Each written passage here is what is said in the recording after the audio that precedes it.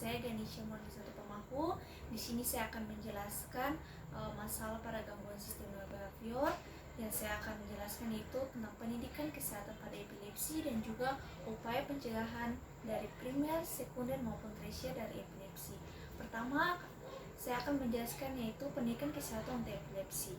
Merujuk pada pengertian pendidikan kesehatan menurut Presiden Komite on Health Education, yang dimaksud dengan pendidikan kesehatan adalah suatu proses yang menyebabkan kesenjangan antara informasi dan tingkah laku kesehatan yang mampu memotivasi seseorang untuk menerima informasi kesehatan dan berbuat sesuai dengan informasi agar mereka menjadi lebih sehat dengan cara menghindarkan diri dari perbuatan-perbuatan yang mengganggu kesehatan serta membentuk kebiasaan hidup yang bermanfaat bagi kesehatan.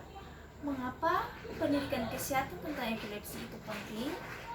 Hal ini dikarenakan dalam daftar penyebab kematian secara umum di Indonesia, penyebab kematian umum pada epilepsi adalah SUDEP.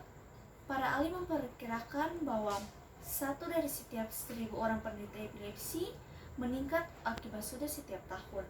Penderita juga mengalami kematian karena kejang yang berkepanjang atau status epileptikus.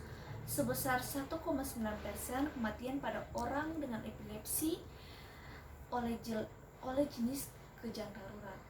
Yang kedua, kita akan masuk apa itu epilepsi. Epilepsi merupakan akibat dari gangguan otak kronis dengan serangan kejang spontan yang berulang.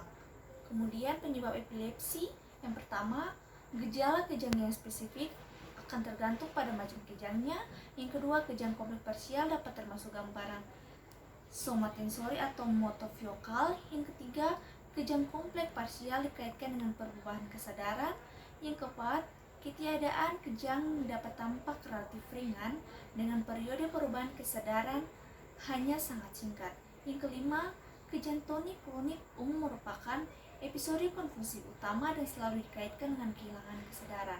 Kemudian masuk dengan tanda dan gejala. Yang pertama ada idiopatik, kedua faktor herediter, yang ketiga faktor genetik, 4 kelainan kongenital, kelima gangguan metabolik, keenam infeksi, ketujuh trauma, kedelapan neoplasma, kesembilan kelainan pembuluh darah, dan ke-10 keracunan. Kemudian kita masuk pada komplikasi. Di sini ada terdapat terjatuh saat kejang, kemudian ada hingga risiko mengalami cedera atau patah tulang, hilangnya kesadaran ketika kejang, depresi, kegelisahan, keinginan untuk bunuh diri, serta status epileptikus yaitu kejang yang berlangsung lebih lama atau kejang yang berulang tanpa diselingi kondisi sadar di antara kejang. Kita masuk pada upaya pencegahan. Yang pertama, upaya pencegahan pada primer. Pencegahan tingkat pertama ini dapat ditunjukkan dengan penyebab kejang berulang berdasarkan kondisi aktivitas otak yang abnormal. Kejang pada epilepsi dibagi menjadi dua, yaitu umum parsial, dan ada dua jenis epilepsi, yaitu epilepsi idiopatik dan simptomatik, yang artinya epilepsi idiopatik merupakan kondisi penyebab pastinya tidak dapat ditemukan. Bagaimana epilepsi bermula atau berlanjut pada kasus ini? Karena tidak ditemukan kelainan yang dapat menyebabkan epilepsi, sedangkan epilepsi simptomatik merupakan jenis epilepsi yang penyebabnya bisa diketahui. Beberapa kondisi yang bisa menyebabkan epilepsi simptomatik diantaranya adalah cedera kepala, stroke, tumor otak, infeksi, contohnya itu meningitis atau ensefalitis, cedera atau kerusakan otak saat masih dalam kandungan, akibat infeksi atau nutrisi yang buruk pada saat kehamilan. Dengan hal ini dapat menerapkan upaya pencegahan untuk epilepsi dengan menerapkan pola hidup sehat, dengan mengkonsumsi gizi seimbang, menghindari merokok, membatasi konsumsi alkohol maupun kopi, olahraga, dan menjaga tekanan darah agar tetap stabil. Kemudian upaya pencegahan untuk sekunder.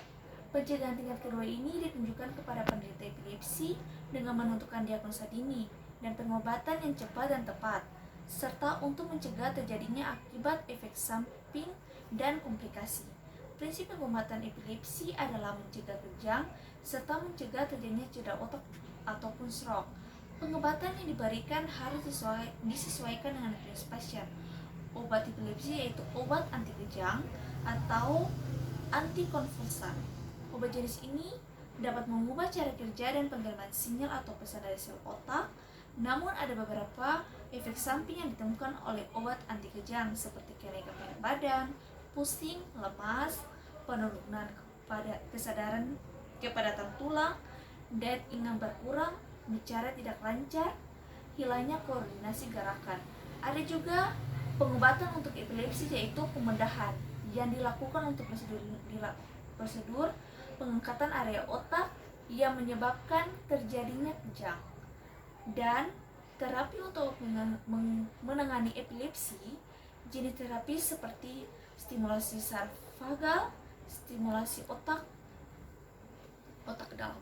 Yang ketiga, upaya pencegahan tersier. Pencegahan tingkat ketiga adalah penderita epilepsi jangan sampai mengalami kecacatan dan kematian akibat cedera otak ataupun stroke. Jadi pada tahap ini, penderita epilepsi diusahakan pengembalian fisik, fisiologis semaksimal mungkin. Pada tingkat ini juga dilakukan usaha rehabilitasi untuk mencegah terjadinya akibat samping dari penyakit epilepsi. Usaha yang dapat dilakukan yaitu dengan terus mengkonsumsi makanan bergizi, pola hidup sehat dan konsumsi seimbang, menghindari merokok, membatasi konsumsi alkohol maupun kopi, dan menjaga tekanan darah agar tetap stabil. Rehabilitasi juga dilakukan terhadap mental penderita dengan tetap memberikan kesempatan dan ikut memberikan dukungan secara mental kepada penderita dari epilepsi. Kemudian kita masuk dengan penata laksanaan. Penata laksanaan di sini ada non farmakologi, di mana amati faktor pemicu kejang. Kedua, menghindari faktor pemicu misalnya stres, konsumsi kopi atau alkohol, perubahan jadwal tidur, dan terlambat makan. Kemudian ada farmakologi, di sini terdapat obat anti epilepsi dan juga terapi dengan monoterapi.